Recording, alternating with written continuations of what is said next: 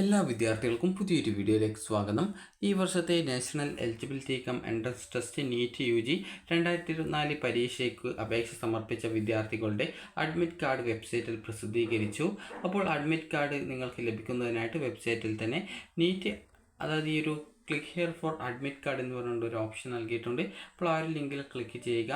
അപ്പോൾ ആ ലിങ്കിൽ ക്ലിക്ക് ചെയ്ത് കഴിഞ്ഞാൽ നിങ്ങൾക്ക് ആ ഒരു അഡ്മിറ്റ് കാർഡ് ഡൗൺലോഡ് ചെയ്തെടുക്കാനുള്ള പേജിലേക്ക് നിങ്ങൾക്ക് പ്രവേശിക്കാൻ പറ്റും. അപ്പോൾ ആ ഒരു അഡ്മിറ്റ് കാർഡിനായിട്ട് നിങ്ങളുടെ ആപ്ലിക്കേഷൻ നമ്പറും ഡേറ്റ് ഓഫ് ബർത്തും നൽകുകയാണ് ചെയ്യേണ്ടത്.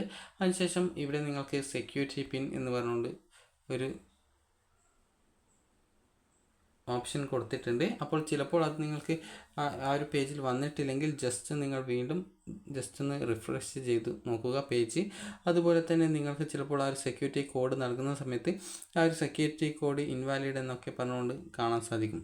അപ്പോൾ അങ്ങനെ വരുന്ന സാഹചര്യത്തിൽ നിങ്ങൾ ചെയ്യേണ്ടത് ആ ഒരു സെക്യൂരിറ്റി പിന്ന് നിങ്ങൾക്ക് റീസെറ്റ് ചെയ്യുന്നതിനായിട്ട്, അതായത് റിഫ്രഷ് ചെയ്യുന്നതിനായിട്ട് പുതിയ സെക്യൂരിറ്റി പിന്നിനായിട്ട് ഇവിടെ റിഫ്രഷ് ഓപ്ഷൻ നൽകിയിട്ടുണ്ട്.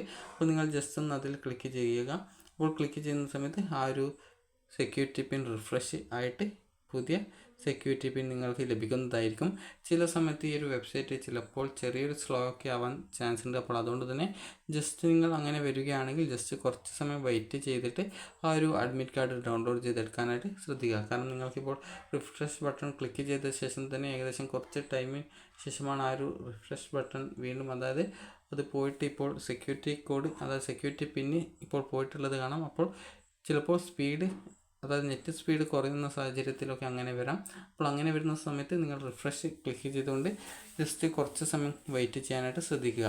അപ്പോൾ ഈ രീതിയിൽ നിങ്ങൾക്ക് സെക്യൂരിറ്റി പിൻ നൽകിക്കൊണ്ട് സബ്മിറ്റ് ചെയ്തുകൊണ്ട് നിങ്ങൾക്ക് നിങ്ങളുടെ ആ ഒരു അഡ്മിറ്റ് കാർഡ് ഡൗൺലോഡ് ചെയ്തെടുക്കാൻ സാധിക്കും. അഡ്മിറ്റ് കാർഡ് ഡൗൺലോഡ് ചെയ്തെടുത്ത ശേഷം അതിൽ നിശ്ചിതമായിട്ടുള്ള ഭാഗങ്ങളിൽ നിങ്ങളുടെ തമ്പ് ഇംപ്രഷൻ, അതുപോലെ തന്നെ പാസ്പോർട്ട് സൈസ് ഫോട്ടോ, അതുപോലെ തന്നെ പോസ്റ്റ് കാർഡ് സൈസ് ഫോട്ടോ എന്നിങ്ങനെയുള്ള ഫോട്ടോകളൊക്കെ ഒട്ടിക്കാനുള്ള ഭാഗങ്ങളുണ്ട്. അപ്പോൾ നിങ്ങൾ അതൊക്കെ കറക്റ്റായിട്ട് വായിച്ചിട്ട് ഏതൊക്കെ കാര്യങ്ങൾ അതിൽ ചെയ്യേണ്ടതുണ്ട് എന്നുള്ളത് കറക്റ്റായിട്ട് മനസ്സിലാക്കുക.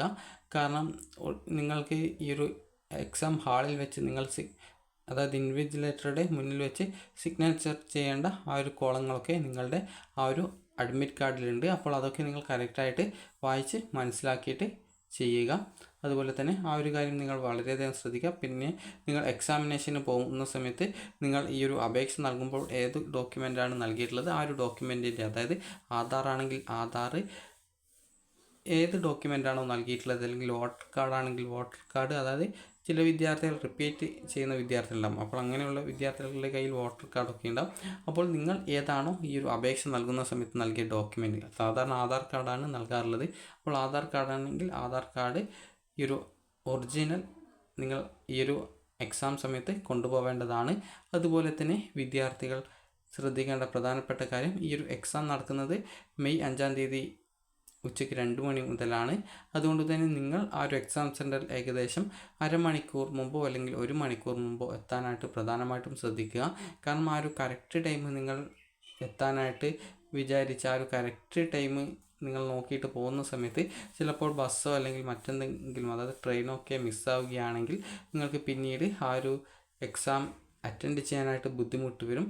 അതുപോലെ തന്നെ വിദ്യാർത്ഥികൾ ശ്രദ്ധിക്കേണ്ട കാര്യം, എക്സാം സെൻറ്ററിൽ ഏകദേശം 1 മിനിറ്റ്, അര മിനിറ്റ് ലേറ്റ് ആയാലൊക്കെ ചിലപ്പോൾ കയറ്റില്ല. അതായത് ആ ഒരു രീതിയിൽ കറക്റ്റ് ടൈമിങ്ങിലായിരിക്കും ഉണ്ടാവുക. അപ്പോൾ അതുകൊണ്ട് തന്നെ വിദ്യാർത്ഥികൾ ശ്രദ്ധിക്കേണ്ടത്, നിങ്ങൾ എക്സാം സെൻറ്ററിൽ ഏകദേശം 1 മണിക്കൂർ അല്ലെങ്കിൽ അരമണിക്കൂർ മുമ്പെങ്കിലും എത്താനായിട്ട് ശ്രദ്ധിക്കുക. കാരണം ഈ ഒരു കാര്യമാണ്, അതായത് ലേറ്റ് ആയി കഴിഞ്ഞാൽ നിങ്ങളെ പിന്നീട് ആ ഒരു എക്സാമിന് പ്രവേശിപ്പിക്കില്ല.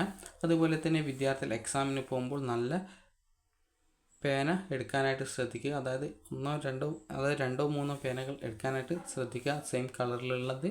അതുപോലെ തന്നെ നിങ്ങൾക്ക് ആ ഒരു എക്സാമിന് പോകുന്ന സമയത്ത് നിങ്ങൾ എടുക്കേണ്ട ഡോക്യുമെൻറ്റുകൾ എന്ന് പറയുന്നത് ഈ ഒരു അഡ്മിറ്റ് കാർഡ്, അതുപോലെ തന്നെ നിങ്ങളുടെ ഒരു ഫോട്ടോ, അതുപോലെ തന്നെ നിങ്ങളുടെ, അതായത് ഈ ഒരു ഐഡൻറ്റിറ്റി കാർഡ്, ഏതാണ് ID കാർഡ്, ആ ഒരു കാർഡ് ഒറിജിനൽ എടുക്കണം. അതുപോലെ തന്നെ നിങ്ങൾക്ക് പേന എടുക്കാം, അതുപോലെ തന്നെ ട്രാൻസ്പെറൻ്റ് ആയിട്ടുള്ള വാട്ടർ ബോട്ടിൽ എടുക്കാം. അപ്പോൾ നിങ്ങൾക്ക് ഈ ഒരു വീഡിയോ ഉപകാരപ്രദമായിട്ടുണ്ടെന്ന് കരുതുന്നു.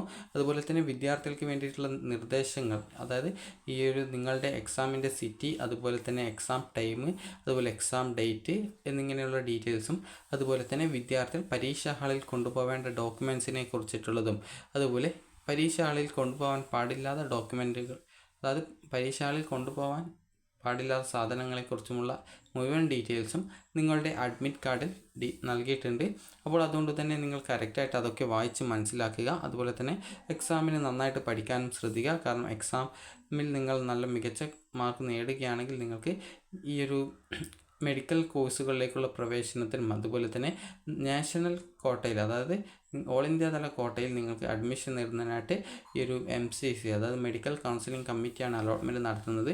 ഈ ഒരു നീറ്റിൻ്റെ റിസൾട്ട് വന്ന ശേഷം നിങ്ങൾക്ക് MCC വെബ്സൈറ്റ് വഴി അപേക്ഷ നൽകി നിങ്ങൾക്ക് മെഡിക്കൽ കോഴ്സുകളിലേക്കുള്ള പ്രവേശനം നേടാൻ സാധിക്കും. അതുപോലെ തന്നെ മിലിറ്ററി നഴ്സിംഗ് സർവീസസിലും നിങ്ങൾക്ക് പ്രവേശനം നേടാൻ സാധിക്കുന്നതാണ്. അതുകൊണ്ട് തന്നെ വിദ്യാർത്ഥികൾ നന്നായിട്ട് ഈ ഒരു എക്സാമിന് പ്രിപ്പയർ ചെയ്ത് നന്നായിട്ട് ഈ ഒരു എക്സാം എഴുതാനായിട്ട് ശ്രദ്ധിക്കുക. അപ്പോൾ നിങ്ങൾക്ക് ഈ ഒരു വീഡിയോ ഉപകാരപ്രദമായിട്ടുണ്ടെങ്കിൽ ലൈക്ക് ചെയ്യുക, ഷെയർ ചെയ്യുക. Thank you for watching.